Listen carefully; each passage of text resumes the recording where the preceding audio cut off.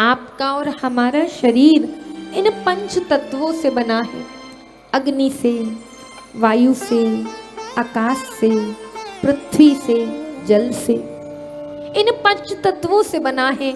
और अंतिम समय में जब हमारी मृत्यु होगी तो हमारा शरीर का यही पंच महाभूतों में विलीन हो जाएंगे। उसी प्रकार सच्चिदानंद, जिसे हम परमात्मा कहते हैं, जो निर्गुण भी है और सगुण भी है, ज्ञानियों ने उसे निर्गुण अवस्था में पाया और प्रेमियों ने उसे सगुण अवस्था में पाया। प्रेमियों को अपना प्रेम लुटाने के लिए भगवान सच्चिदानंद बनकर आए। सत धन चित धन आनंद। सत्य क्या है? बोले राम नाम सत्य है। सत्य बोलो गत्य है, राम नाम सत्य है। प्रभु का नाम सत्य है। जीते जी जो ये जान लेता है वो पार लग जाता है, और जीते जी जो इस सत्य को नहीं स्वीकार करता तो अंत समय में जब उसकी शव यात्रा निकाली जाती है, खूब मखाना फेंका जाता है, खूब पैसा फेंका जाता है और उसे सुनाया जाता है कि राम नाम सत्य है, राम नाम सत्य, तब उसे मानना पड़ता है। तो जो चीज मरने के बाद माननी है उसे जीते जी हम मान लें। प्रभु का नाम पहले भी सत्य था, अब भी सत्य है और आगे भी सत्य रहेगा, जिसका कभी अंत नहीं होता, जो सदा विराजमान रहता है। हम नहीं थे तब भी वो प्रभु थे, हम हैं तब भी वो हैं, और हम नहीं रहेंगे तब भी वो परमात्मा रहेगा। भगवान सत्य स्वरूप है, भगवान चित्त स्वरूप है। चित्त यानी मन। जिसने अपने मन को भगवान के श्री चरणों में लगा दिया, जिसने अपने मन को प्रभु की कथा में लगा दिया, जिसने अपने मन को संतों के चरणों में समर्पित कर दिया, जिसने अपने मन को प्रभु के धाम में समर्पित कर दिया, उसी के हृदय में आनंद का प्राकट्य हो गया। आनंद क्या है? बोले आनंद ही कृष्ण है और कृष्ण ही आनंद है। आप कहेंगे कि कोई प्रमाण है? बोले हाँ। बोले जब नंद बाबा के यहाँ भगवान कृष्ण का जन्म हुआ तो किसी ने नहीं कहा कि नंद घर कृष्ण भयो, नंद घर गोपाल भयो।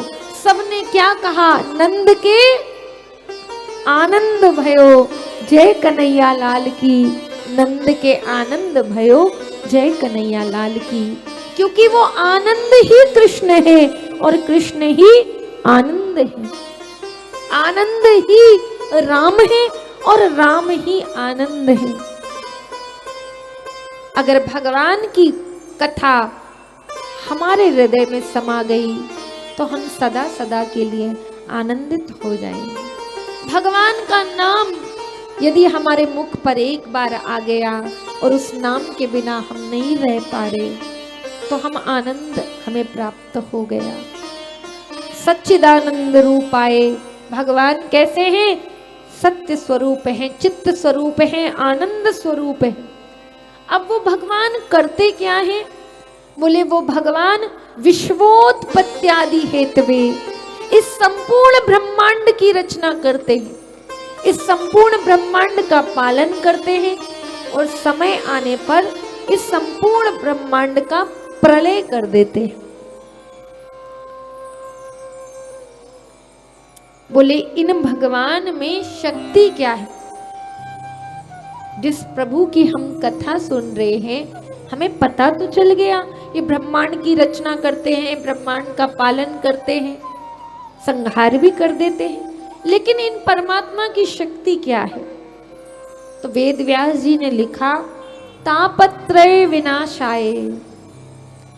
ये भगवान क्या करते हैं? ये भगवान क्या कर सकते हैं? बोले ये भगवान तीनों प्रकार के तापों से हमें मुक्त कर देते। कोई तन दुखी, कोई मन दुखी, कोई धन बिन रहत उदास, और थोड़े थोड़े सब दुखी, पर सुखी कृष्ण को दास, पर सुखी कृष्ण को दास। भगवान में इतनी शक्ति है कि हमारे तन को, हमारे मन को, हमारे रोम रोम को, हमारे सर्वस्व को, हमें तीनों प्रकार के तापों से अगर एक क्षण में कोई मुक्त कर सकता है तो वो भगवान का नाम है, वो भगवान की कथा है, वो भगवान का धाम है, वो लाडले भगवान के संत हैं। ऐसे भगवान श्री कृष्ण के चरणों में आप और हम प्रणाम करते हैं। श्री कृष्णाय वयम नमः। शास्त्र में श्री राधा गोविंद को प्रणाम किया। शास्त्र कहता है, कई बार लोग कहते हैं हम प्रणाम क्यों करें। कई बार जो आजकल एजुकेटेड बच्चे हो गए हैं, ज़्यादा पढ़े लिखे हो गए, उनसे अगर माता पिता कहते हैं कि हमारे द्वार पर संत आए, महात्मा आए, गुरुजन आए, उन्हें प्रणाम करो, तो वो बच्चे कहते हैं प्रणाम करने से होता क्या है। तो शास्त्र कहता है, अभिवादनशीलस्य नित्यवृद्धोपसेविना चत्वारि तस्या वर्धन्ते आयु विद्या यशो बलम। ऐसा व्यक्ति जो माता को, पिता को, गुरुजनों को, भगवान को प्रणाम करता है तो प्रणाम करने से 4 तत्वों की प्राप्ति होती है। चत्वारि तस्या वर्धन्ते आयु विद्या यश और बल। जो भगवान को, माता पिता को, गुरुजनों को, सास ससुर को प्रणाम करता है तो उसे आयु मिलती है। कैसी आयु? आपने देखा होगा कि अंत समय में जब व्यक्ति खाट पर पड़ जाता है तो उसे अंत समय में कितनी पीड़ा होती, मलमूत्र त्यागना पड़ता है, ये शरीर साथ नहीं देता। लेकिन ऐसा व्यक्ति जो सुबह उठकर भगवान को प्रणाम करता है, माता पिता को प्रणाम करता है, गुरुजनों को प्रणाम करता है, उसे अंत समय पर खाट पर वो पीड़ा नहीं सहनी पड़ती, आयु की प्राप्ति होती है, अच्छी आयु की। आयु विद्या, ऐसे व्यक्ति को विद्या की प्राप्ति होती। आप कहेंगे कि कई माताएं ऐसी हैं जो पढ़ी लिखी नहीं हैं, खूब प्रणाम करती हैं माता को, पिता को, सास को, ससुर को, तो आप तो कह रही है कि विद्या की प्राप्ति होती है, लेकिन उन्हें तो कुछ नहीं आता। विद्या का अर्थ है विवेक। क्या अच्छा है, क्या बुरा है, क्या उचित है, क्या अनुचित है, क्या करना चाहिए, क्या नहीं करना चाहिए, इसका विवेक उसको प्राप्त होता है। आयु विद्या यश, ऐसे व्यक्ति को खूब यश प्राप्त होता है, क्योंकि झुकने से, माता पिता गुरुजनों को प्रणाम करने से हम छोटे नहीं होते, हम उल्टा और बड़े हो जाते।